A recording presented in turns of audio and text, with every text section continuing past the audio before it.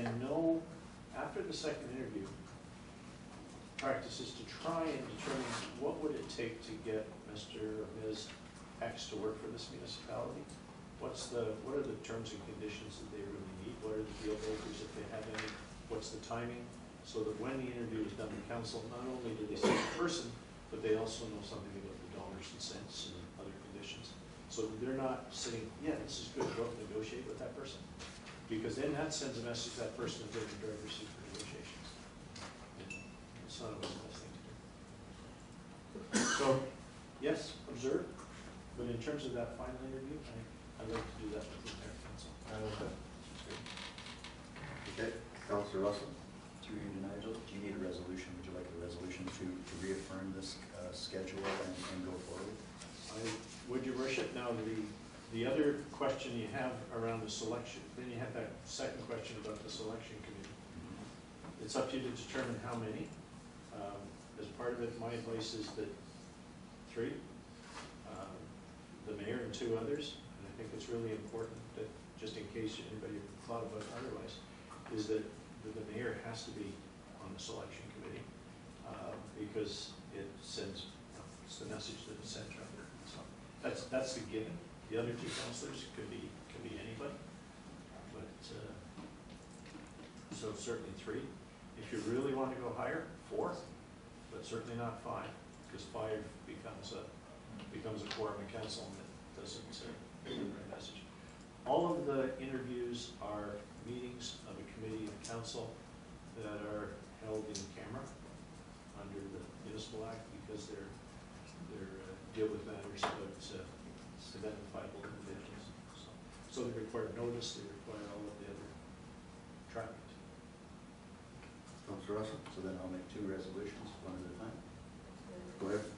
First one would be to accept this report by Nigel, our consultant Nigel Chamberlain, and follow the schedule and the direction. Time frames. And the time frames. Second by Councillor Lonsdale. And that's what the advertisement and what's recommended here? Okay. Direction. Any other questions on that resolution? In favor of that? Carried. And you said you had a second one? Yeah, the second resolution is that we strike the selection committee of the mayor, the deputy mayor, and Councillor Underwood, and have that committee follow the instructions first. Work with the consultant on the selection process. Does that get down to the short list then? That committee works with Nigel to bring the short list back? Isn't that what you just had to explain? What's I need to know what the, I want to be clear. I meet with the selection committee, and the selection committee chooses a short list. Selection committee then does the interviews, as this is laid out of that short list, and that's the first interview. Then the selection committee does the second interviews, gives me some guidance with respect to negotiations. Once that's done, we're scheduled to come back to council with council, the preferred candidate to council. I've seen it where selection committees come back to council with saying, you know, we're blessed. We've got 2. We've got 2 individuals, both of whom would appear to be skilled. There's some slight differences. We'd like council to see them both. Usually it's 1. So that's it. So does that answer your question, Your Worship? As long as we're clear that that's 3 you're going to shortlist this. Second with that. Any other question? All in favor of that? That's carried. We will carry on with this process, and I hope that Councillor Scott. If anyone from council wishes to sit as an observer on the second interview, that's acceptable or not acceptable by this council? It's a meeting of a committee of council. I presume every member of council is eligible to attend any committee meeting, open or closed. Okay, so There won't be a quorum. No. You wouldn't participate anyway, you'll observe. you just observe. Okay. Yeah. Sounds good. That's absolutely. So it'll be people that are at So it'll be at the short three at list. the table. But it's in camera. There's observers there that are in camera, but they're members of council. They are welcome. Yeah, it's critical that the whole process be confidential, because again, your preferred candidate likely has a current position. And, Right, yes, sir, of course. Preferably, right, Ryan? Well, we all know that. The camera stuff. Thank you. Thank you very much. Thank you very much. Okay. Thank you. We're gonna take, Have a good drive home.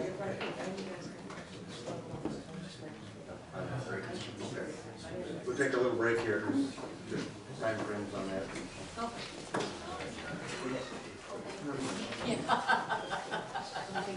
So I'm going to call the meeting back to order. As you can see, our mayor has other obligations. In fact, his daughter is getting married in Boston this weekend, so I'll take over. And we now have opportunity to hear from Patty Richardson, our planner, and she's going to be providing planning and development introduction for us, which I look forward to hearing from you. Thanks. Well, I came to talk to council today, once I get this thing working here, because we want to start bringing the official plan, the new official plan we're doing, to council for review. So I thought that perhaps maybe, since a lot of you are new and not been involved in land use planning, at a municipal level, that perhaps we better start with the basics and understand the framework under which we operate here in the province of Ontario. Okay, so really I'm just going to start at the beginning. Today I anticipate that we'll talk about why we plan, and we'll talk about our planning tools, and out of those planning tools we're going to start with the first planning tool that we have in Ontario, which is the Ontario Planning Act. Okay, that's what I anticipate getting through today. At the end of my presentation, first of all, ask a question whenever you want, please. Let's just get the questions out. It's easier for me to address them as the slide's up there, or as you think of them, instead of waiting to the end. So just jump right in and ask away. I don't know if the mayor, deputy mayor wants you to go through her. It's up to you how you want to do this, but... Okay, we'll keep it formal if you like. I don't care. Informal is just as easy for me. Well, but whatever you like. So just ask. Yeah. So Okay. there's not a pre-formal. Because we might as well address those issues. So what I want you to try and get out of this today is an understanding of why we plan the way we do in Ontario. A lot of our rules and regulations come from the Planning Act and from provincial legislation, which council is bound to adhere to. Okay, so why do we plan? Everybody asks that question. We plan to accommodate new growth without compromising what we already have. So we want to build on what we have, to create strong, cohesive communities that provide an attractive and sustainable quality of life, to protect the natural environment and our health and safety, to support economic sustainability and growth. So there's our economic development component. We want to encourage economic development. So those things we need to do from a planning perspective to encourage that. To protect agricultural lands and green spaces. To protect the financial and economic sustainability of our community. So we want to plan not only our land use, but the services that go along with it in an economic and sustainable way to encourage growth in our municipality. Okay, what are our planning tools?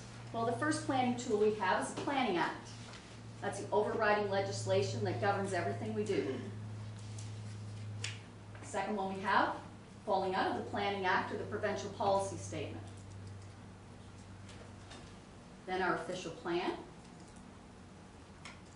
zoning bylaws, which implement the policies in our official plan,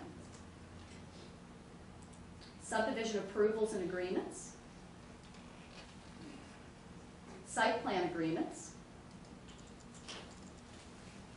conservation authority regulations, and other regulatory agents' reviews. So I think we've talked about the regulations that two conservation authorities have in our municipality. They govern flood areas, they govern the shoreline, so we have to have regard for that. And the new one that we're dealing with most recently is the Endangered Species Act from the province and governed by the Ministry of Natural Resources. They all come into play when we're trying to plan. We have community improvement plans that were done a number of years ago for each one of our communities that identify certain things in the communities that were important to be done from more like an infrastructure.